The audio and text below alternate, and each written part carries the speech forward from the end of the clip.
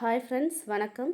நம்மளோட homemade healthy products வேணும்னா நம்மளோட வாட்ஸ்அப் நம்பருக்கு மெசேஜ் பண்ணுங்கள்.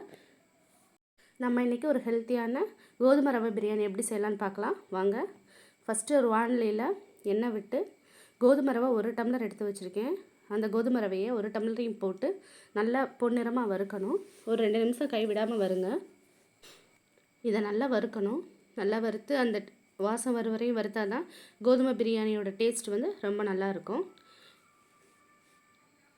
இது நல்லா வறுத்த பிறகு ஒரு பிளேட்டில் மாற்றி வச்சுக்கலாம்.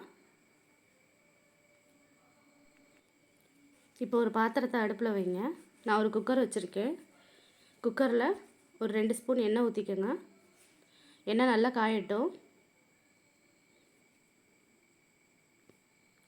எண்ணெய் நல்லா காஞ்சதும் பட்டை, கிராம்பு, ஏலக்காய், பிரியாணி இலை, அன்னாச்சி மொக்கு எல்லாத்தையும் வரிசையாக ஒன்று ஒன்றா போடுங்க.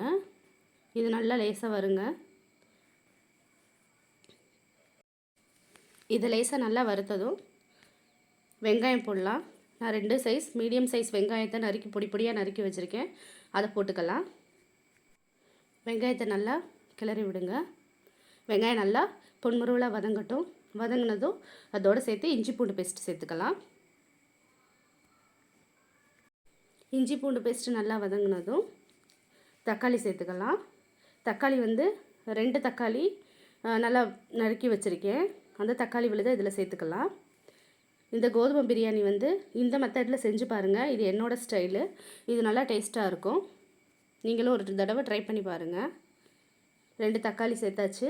இந்த தக்காளி வந்து குழையிற வரைக்கும் சிம்மில் வச்சு நல்லா வேக விடுங்க. தக்காளியும் நல்லா குழையணும். குழைஞ்ச பிறகு பார்க்கலாம். இப்போ நல்லா தக்காளி குழஞ்சிருச்சு. இதோட நம்ம வந்து தேவையான மசாலா வந்து ஆட் பண்ணிக்கலாம். என்ன மசாலான்னு பார்த்தீங்கன்னா, 1/2 ஸ்பூன் மஞ்சத்தூள், 1/2 ஸ்பூன் மிளகாத்தூள், 1 ஸ்பூன் கரம் மசாலா தூள் சேர்த்துக்கோங்க.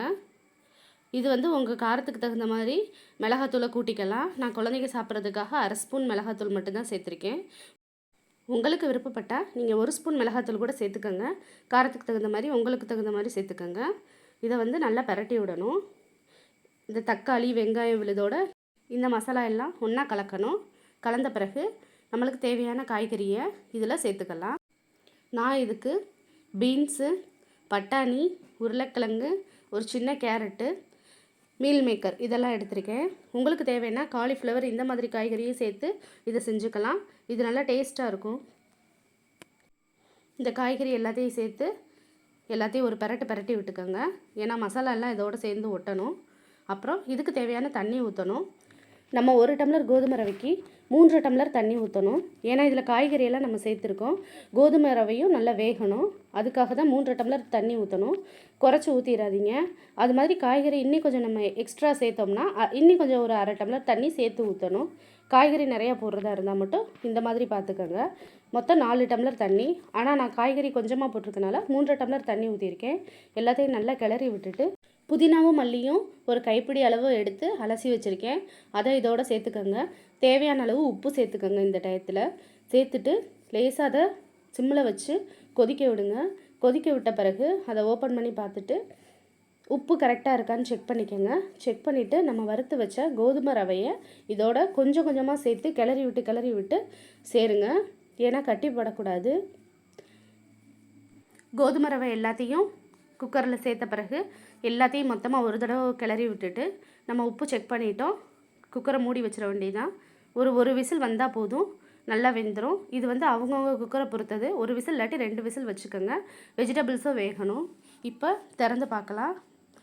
திறந்து பார்த்தா சுவையான கோதுமை ரவை வெஜிடபிள் பிரியாணி ரெடியாக இருக்குது. இதை வந்து ஒரு ஹாட் பேக்கில் மாற்றி எடுத்து வச்சுட்டு நம்ம தேவைப்படும் போது சாப்பிட்டுக்கலாம். இதுக்கு தொட்டுக்கிறதுக்கு தயிர் வெங்காயம் வச்சுக்கலாம். அப்பளம், வத்தல், வடகம் எதுனாலும் இதுக்கு தொட்டு சாப்பிட்றதுக்கு நல்லா டேஸ்ட்டாக இருக்கும். இந்த மெத்தடில் நீங்களும் செஞ்சு பாருங்கள். இந்த வீடியோ உங்களுக்கு பிடிச்சிருந்துச்சுன்னா லைக் பண்ணுங்கள், ஷேர் பண்ணுங்கள், சப்ஸ்கிரைப் பண்ணுங்கள். மறக்காமல் பெல் சிம்பலை அமைக்கிருங்க. என்னோடய ஹோம்மேட் ஹெல்த்தி ப்ராடக்ட்ஸ்க்கும் உங்கள் ஆதரவு கொடுங்க. வீட்டில் இருந்தே 14 ப்ராடக்ட்ஸு ரெடி பண்ணி சேல்ஸ் பண்ணிகிட்ருக்கேன். உங்களுக்கு வேணும்னா ஸ்க்ரீனில் தெரிகிற வாட்ஸ்அப் நம்பருக்கு எனக்கு ஹாய்னு மெசேஜ் மட்டும் பண்ணுங்கள். நான் உங்களுக்கு வாட்ஸ்அப்லேயே ரிப்ளை பண்ணுறேன். இந்த வீடியோ உங்களுக்கு பிடிக்கும்னு நினைக்கிறேன். வேறு ஒரு வீடியோவில் சந்திக்கலாம். பாய்.